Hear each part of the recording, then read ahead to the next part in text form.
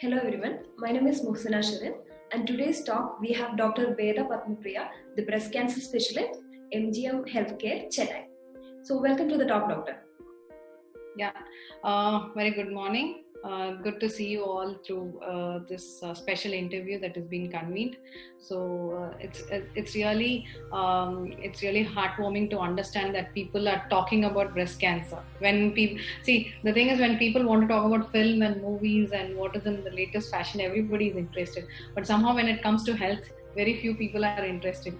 So it is really I'm really happy to see the activity around health nowadays. So today's video we'll be talking about breast cancer, doctor.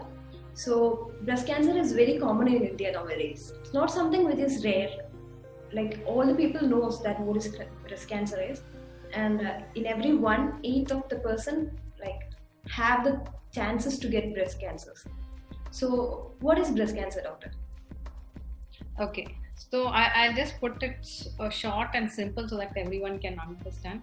Yeah, so breast cancer is now very common. In fact, it is the most common cancer amongst women all over the world. Okay, and even in India, it is the most common cancer, putting men and women together. Okay, so if you see the most number of cases of cancer, it is because of breast cancer.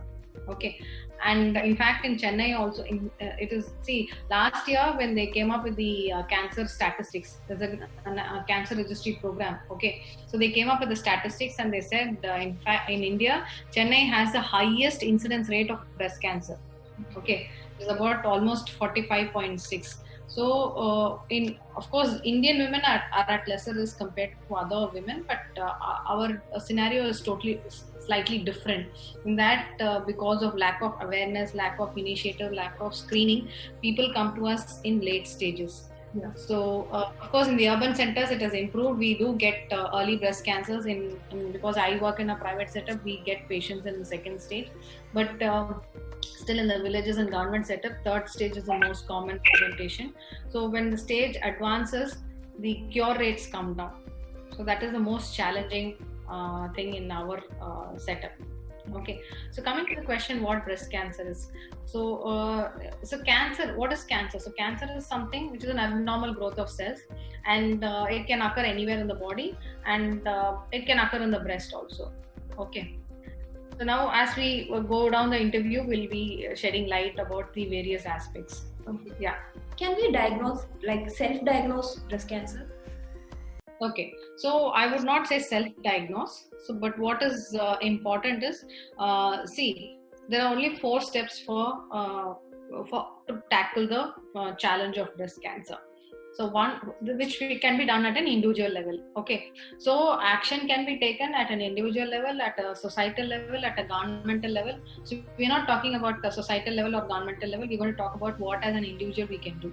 Okay, so as an individual, as a woman, one is we need to know what is normal for us. Okay, that is be breast aware. Second, we need to know our risk. Okay, our risk for breast cancer. Third is get screened.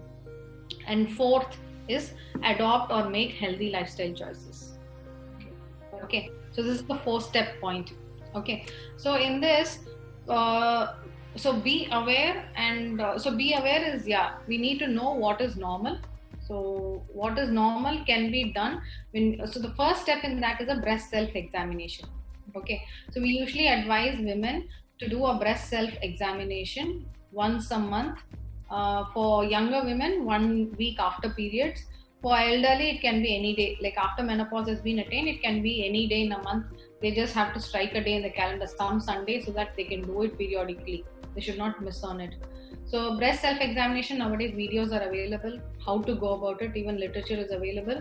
So it's basically you need to inspect and feel. You want to see yourself in front of the mirror, especially it can be done after the bath, because that is the most ideal situation, and it has to be done by hands by the side and hands above, so that we don't miss on subtle changes also. Okay, and next is you feel the breast with the palm of the fingers from one quadrant to another. So this has to be done systematically. All of you see, nowadays apps are available and everything is in the internet. So how to do a breast self-examination, so you can just go through it and keep doing it once in a month. Now the second thing is, only when we know what is normal, we need to pick up what is abnormal. So we need to know what are the signs and symptoms of breast cancer. Okay, the most common sign which we say is called a breast lump, a painless breast lump. Okay, so a lump, a painless breast lump, any change in the skin, any change in the size, then any discharge in the nipple. Okay, or there's something called dimpling. Just like you have a dimple in the skin in the face, you can have dimpling in the breast. So if it's dimpling, tethering, puckering, retraction of the nipple, a recent retraction of the nipple, or what we call as an orange skin peel appearance. So these are all the major signs and symptoms that we have to look out or watch out for. Okay, and sometimes not only lump in the breast, we need to look in the armpits. So that are also part of the breast only. So any abnormality in the armpit also has to be looked upon. Okay, then can men get a breast cancer? Okay, so this is an interesting question. Even though majority of the breast cancers occur in women, that is 99 out of 100 breast cancers occur in women, but one breast cancer can occur in a male out of 100. It is rare, but it can occur. But in men, if it occurs, again the challenges are, one is because they don't expect that they can get, they are detected late. Okay, their breast tissue is small, so the involvement of the skin and other areas nearby neighboring structures is fast and sooner than that of the female breast. Okay, third is it is usually hereditary. That is, it can run in families. Okay. So it will goes on like a family. Like if my mother or some of my relatives have breast cancer, I have higher chances to get breast cancer. Yeah. So see, 90% of the breast cancers are non-hereditary. Okay. See, it's a simple thing. All cancers are genetic in the sense that something happens in the gene, and that is why the cancer manifests. Okay, but when these genes are transmitted from one generation to another, that is, they run in families, then it is called hereditary. Okay, so in breast cancers, 10% of them are hereditary. 10 out of 100 cases can have a hereditary or predisposition. That is, that can run in families. So it is very important to see the family history. It can be both from the mother's side or from the father's side. So you need to look in the pattern of inheritance. If there is a specific pattern of inheritance, not only breast, ovarian, or any other cancers, male breast cancer, prostate cancer. So these are all strong family histories which we need to explore further. So, but when there's a hereditary predisposition, their risk increases. Okay, their risk is almost 5 to 6 times that of a normal person. So, what are the things that we can do to prevent like breast cancers, like to reduce the chances to get a breast cancer? Yeah. So, like I told you, 4-step point. 1 point we have discussed. So, know what is normal for you. Second is this know your risk. Again, if there is an average risk or a high risk, like when you know the family history and all that. Now, the other 2 points are important because that will see screening helps in early detection, and healthy lifestyle choices actually helps us in preventing or reducing the risk for breast cancer. Okay, so in screening modalities, what is screening? Screening is basically a regular test that is done on periodic, regular intervals in normal population. See, in women who are normal, we do the screening test. Okay, so that if at all there is a disease, it can be picked up even before it becomes symptomatic, or even before it is felt. For in this case, breast cancer, it's a lump. So even before it is felt by anyone, it can be picked up by a screening modality like a mammogram. Okay, so mammogram is basically X-ray of the breast, and that is a screening modality for breast cancer. So any woman more than 40 years of age, we say, get a regular mammogram. So at least once in a year in the Indian scenario. The Western scenario, once in 2 years is accepted. Okay, so that is screening on a regular basis. Then coming to other risk reduction is healthy lifestyle choices.